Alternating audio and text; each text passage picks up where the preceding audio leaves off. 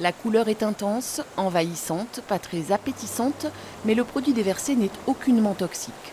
Ce marquage des eaux de la tête à la fluorescine va permettre de traquer d'éventuelles infiltrations sous la nationale 116 qui la longe.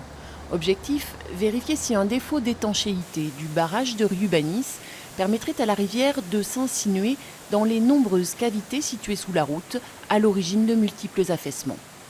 Il y a plusieurs cavités sous la route, elles ont été traitées, mais certaines cavités ont été juste équipées avec des capteurs.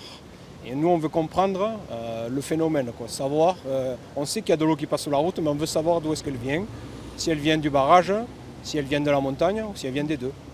Là, en l'occurrence, le test qui a été fait aujourd'hui, c'est pour savoir si l'eau peut éventuellement passer du barrage sous la route et créer des désordres sous la route. Ici, le problème n'est pas récent. Régulièrement, la route s'affaisse, voire s'effondre. En cause, la structure en gruyère de la montagne. Après les derniers travaux de confortement du parapet au printemps dernier, l'analyse des circulations d'eau a été confiée à un bureau d'études en hydrogéologie.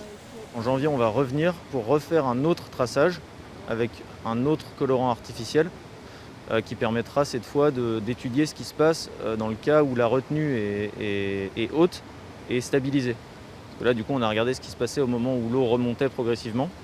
Le but ensuite, c'est de savoir ce qui se passe quand l'eau est en place dans la retenue pour savoir ce qui se passe un peu sous la route.